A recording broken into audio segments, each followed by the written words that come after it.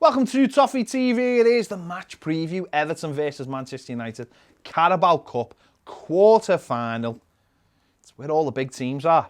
If you're not in the quarter-final of the Carabao Cup, then you're just not a big club, as far as I'm concerned. You're just not. You're not. You're messing about in other trophies that no one cares about. Because we're not in it. Simple as that. Yeah. But before we start, just hear from Baz. Big thanks to eToro for sponsoring Toffee TV. eToro sponsor a number of Premier League clubs, including Everton. The best thing about the eToro app is that they offer a CopyTrader feature. And what it means is you can copy top performing traders as they trade stocks and commodities. And you can do the same by doing it. It means you don't have to learn or know too much about it at the start. You can just copy them and the trades that they make automatically go into your portfolio. Dead easy. Best way to do it. Learn off the experts. Why wouldn't you? If you want to get into investment, then use eToro as your investment platform. To learn about that, simply click on the link in the description below. It'll take you through to eToro's website and they will walk you through it basically.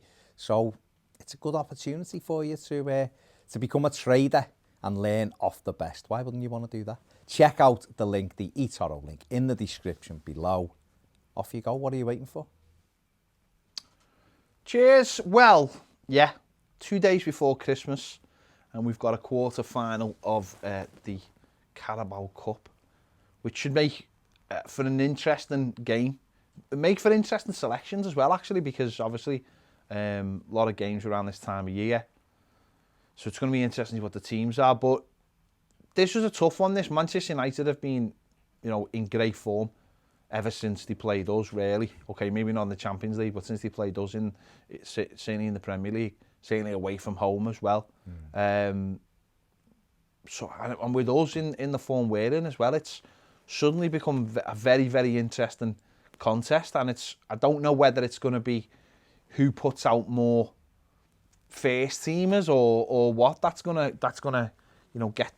take this game. Yeah, it's gonna be dead interesting because they are in good form away from home. They've done very well all season away from home, haven't they? Obviously, they've had that 6-2 drubbing of Leeds as well now at Old Trafford to throw in the mix. And every time it seemed Ole Gunnar Solskjaer's on his last legs, he'd go on a win and run again and win a few games. So it's been interesting watching the way their results have been. But I mean, they've had 2 away draws in the Carabao Cup already and beat Luton 3-0 and beat Brighton 3-0 both away. So just goes on with all their other results in the league where they've won most of their away games, haven't they? But it will be interesting because they played a lot of games obviously with the Champions League as well. How high on their priority list is the Carabao Cup? Are they going to go? Is he going to go with full strength to just keep momentum going? Yeah, I mean, that's an interesting one, that, actually, because obviously you look at the league table. Manchester United got a game in hand and could go to second if they win their game in hand. I think is it against Villa, I think. So if they are at the moment in such a good... You look at everyone else, and obviously Man United have been through this already this season, where everyone else is winning a few games, they may be losing a couple, but they've been on a good run, and you do wonder, don't you, what is that priority for them? Of course they want to win a trophy. You get that first trophy, and it is something like the League Cup. It can be huge for a club like Manchester United, for someone like Ole Gunnar Solskjaer to get Manchester United going. Whereas for us, we know it's huge. We want to get into that semi-final. We desperately need a trophy in any way. So it is interesting whether they look at it and think, with all these games we've coming up, this isn't a priority, so we'll play some of the squad players. But even then, it's still a tough task because I just think the way they play on the counter-attack, it does make it a very interesting side, because the last few games, obviously, we've sat back and allowed teams to come onto us, and I've stopped that counter-attack. You look the way we played against Leicester, where we just completely nullified their counter-attack by not putting any space. It'll just be interesting to see whether we do that again and who comes in for us to do that, or whether we go, no, we're going to throw everything into this because we want it. Yeah, I mean, look at United. They lost McTominay and Shaw look like they're both out the game with injuries from the weekend. So their manager will be mindful of that, especially if the Premier League is there. If they're looking at it thinking, like you just said, we win our game and I'm a second, you know, we're in the right positions. The League Cup might be like number 4 on their list, you know, after, you know, because the Europa League should be higher than it. You win that, you're back in the Champions League. It's a safeguard against, you know, not getting in the top 4. But I'm sure Solskjaer will want to finish in the top 4 again. Do you think, though, going back to what you just said there, do you think, though, for Manchester United, the fact that they are in the Europa League and the drop-off in quality from the Champions League, see, they might look at it second half of the season and think, like, if Liverpool are in the Champions League, where you've got to have your best team, and we're in the Europa League, where, number one, is it huge that we win that trophy? Maybe not now. Do we need to put our best team out? No. So we save our best team for the league. And see, they might look at it thinking, we can maybe catch Liverpool if they drop a couple of games because they're putting everything into the Champions League. And that's where I think, well, over Christmas, that's where the accumulation of those points, the 3 games in a week that you have, points, aren't they? Exactly, where you get those quick points, where we've seen ourselves suddenly, you know, you're in 8th, 9th position, you win 3 games, and we've gone up to the top 4, and he'll be thinking the same thing. You know, if we drop a few points here, suddenly we're back down, and I wonder whether that will come into his head when he's putting a team together for this game. Yeah, I mean, I'm imagining Henderson will be in goal for them. I know De Gea was back at the weekend. Henderson played the other night at Sheffield United, didn't he? So he'll probably be in goal, and they'll be able to call on like Brandon Williams. I'm sure he'll come in for Luke Shaw now, our left back, and there'll be players in midfield who'll come in for McTominay. You know, Matic will probably play him. Juan Matic did. He's still got good players. Oh, of course they have. You know, and at the front, he'll want to protect the strikers, Rashford and stuff, but they'd still probably have Agallo and Greenwood will probably play Dan James or something. So whoever they put out, they've got a good enough squad, United, that they can mix it up and still have a team that can cause you issues. I doubt the likes of Paul Pogba will play and Bruno Fernandes, but you never know. No, they might be on the bench though. Might be sub. So it's going to be, no matter who United put out, it's going to be a tough game for Everton. How we approach it, I don't know. I imagine Seamus Coleman will start for Everton. Yeah. But it's at huge expense. Well, if Seamus comes in, let's say, and James Rodriguez comes in, which I imagine he might do as well, it changes the philosophy, doesn't it then? Not only does it change personnel, it changes the philosophy of how we're going to play. You can imagine James Rodriguez starting on the right-hand side. And if he has got Seamus, then it's not, if they come in back as a pair, that's not too bad then. Because you have got that player you can get up and down, and it does shift from what we've been doing. Of course, it does. And but I wonder whether obviously if Tom Davies plays, Tom Davies hasn't played that many games, so if he plays, that's not too bad. Does the core play? Does he rest them?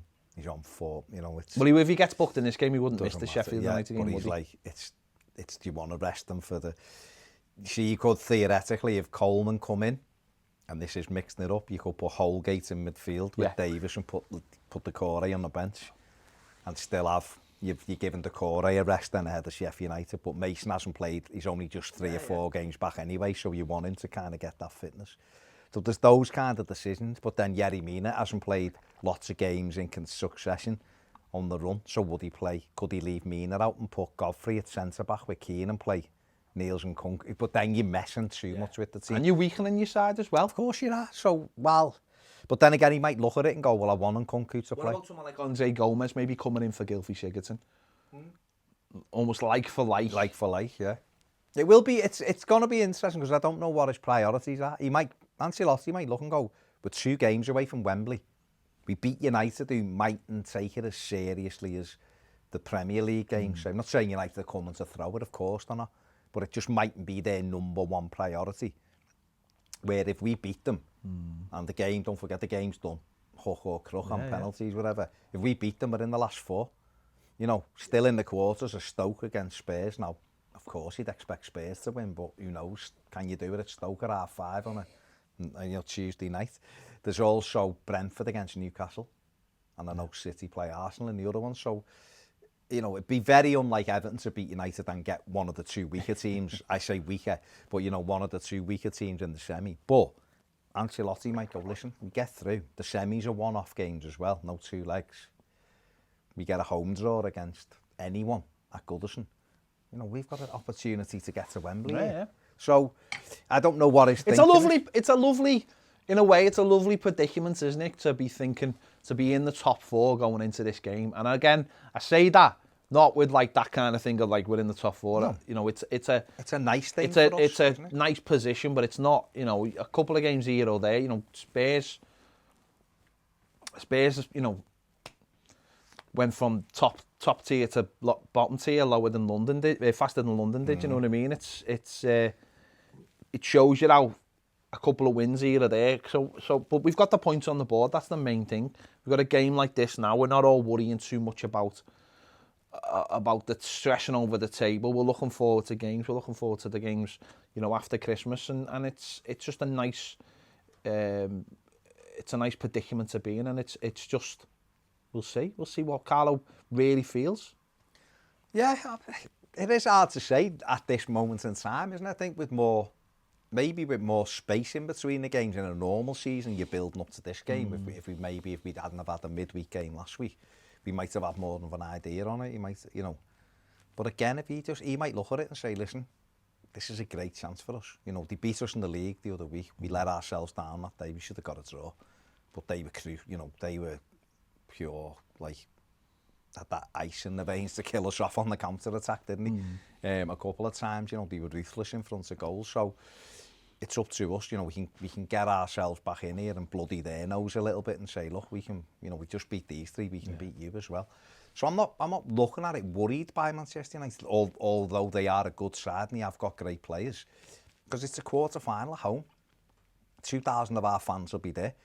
It's a, you know, we've got the opportunity. Hopefully, yeah.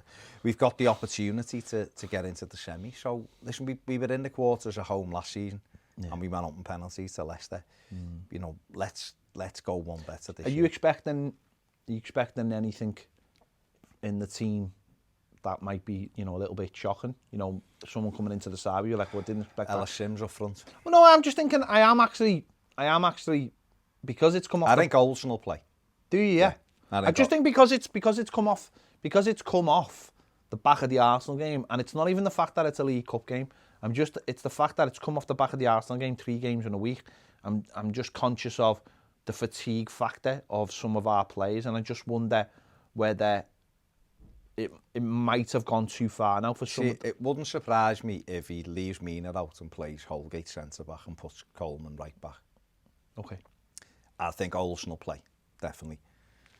And then it's whether or not he looks at Calvert-Lewin and goes, we'll play Richarlison through the middle to start, and we'll play Iwobi and Rodriguez either side of him, something like that, to give Dom a bit of a breather, and then say with half an hour left, whatever, if it's tight, we'll throw you on. And that way, Richarlison, because don't forget, he's missed a couple of games with injury and 3 games suspended, hasn't he? Or 1 game with injury and 3 games suspended or whatever, so he hasn't played as many as Dom, and that might still give us the threat through the middle with Richarlison, but also give us be able to rest Dom as well ahead of Sheffield United. And it might be that he does something like that. But for all we know, the players might be like, I want to play in this one. This is a great chance for us. Do you know what? Our 2 best pieces of form this season have come when we've had loads of games. You know, the early part of the season, and I know everyone didn't play in the League Cup games. But it's momentum. But that's what I'm saying. It's when we've... Yeah, Michael Keane's played every single game. I know. So he could... I mean, machine. But that's the thing. You see, Yerry Mina is playing really well at the moment. He had the dip a few games ago, and he's come back the last few games. Plus, certainly the 3 that we've won, he's been very good in. And I thought he was good at Burnley. But yet, I know that people go, well, he can't play this many games in a week or whatever. So this... I don't know what players can play. No, I'm saying, so this might be the game where they say to Yerry Mina, right, sit on the bench. You have a rest, but you still sub. Holgate, you go inside. It's a chance to get Seamus back in the team to have a look at can we defend as well without having the 4 centre-backs across it. So, or he might just go, you know what, Olsen in goal for Pickford, back 4 stays the same, the midfield, and we might switch maybe Hammers in for maybe Dom with Richie going up front, and that might, because that's still 7 or 8, 9 of the same team with a couple of players thrown in. But it does make a lot more sense, doesn't it, that? Because with Seamus and James Rodriguez coming back as a pair, that makes a lot more sense for that side. So straight away, you've got 2 back into the team. You've freshened it up on that side. So, yeah, and it might, like you just said, the Richarlison going down the centre makes sense if it's, you know, to give Dom a bit of a breather. And you might get Richie a goal through that way. Exactly, well. yeah, and Richie wouldn't, I mean, you'd have to play slightly different. Couldn't play as many long balls, but, you know, we wouldn't let himself down. You might lose that work rate on the other side. I just don't, there's going to be a time when you have to pivot back to the way we were trying to play, because you've got to find a medium. The only problem with that is because we've got no Allen. That puts a huge strain then on your centre midfielders to cover more so of, you know, we spoke about it before. We went in the 3 games and we were looking at the James Rodriguez position and we were saying we need another one in there in centre midfield, you know, someone who can come in and do that dirty work. So without having Allen, it puts that more strain on them as well. And I'm not saying that... He could try Holgate in there, couldn't he? And say, let's have a look in this game. If you can be the fella who sits, and we'll have you with Tom Davis, and like I said, you can push the Corey to the bench then. And it's not like I don't want James Rodriguez in the team. It's just that we'll have to find a different way of playing, which we will anyway, because you look at the Sheffield United game, we're gonna, you know, you look at that and think, well, we can't go there and sit back. No. Got to go there and push on and try and get the 3 points. Okay, it'll spin back when we play Man City, but we've got games coming up where it's going to be tit for tat. You know, West Ham and the Wolves and Villa, these kind of teams where they'll give as good as they get. You have to be on the front foot in those games. So it's, you know, and just using the squad, just freshening it up.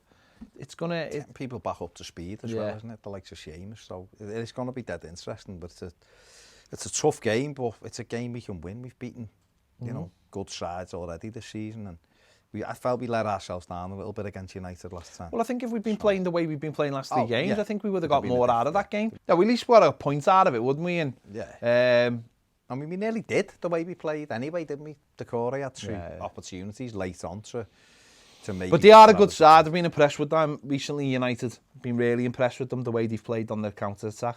But they give you a chance. I mean, I watched them against Sheffield United, and Sheffield United 3-1 and out of it, get a goal, and then Henderson has to produce a worldie in injury time to stop them getting a draw. So you're going to get chances against United. It's whether you can take them and can you keep them out. And they, even though they will make changes, you know, they're still a threat, aren't they? They'll still bring players in who can cause us problems. So it's going to be a tricky game, but isn't it? These are the games you want. If you're going to win a trophy, definitely. You know, you've got to beat big teams, haven't you, on the way there? And they're all, you know, it's going to be like that.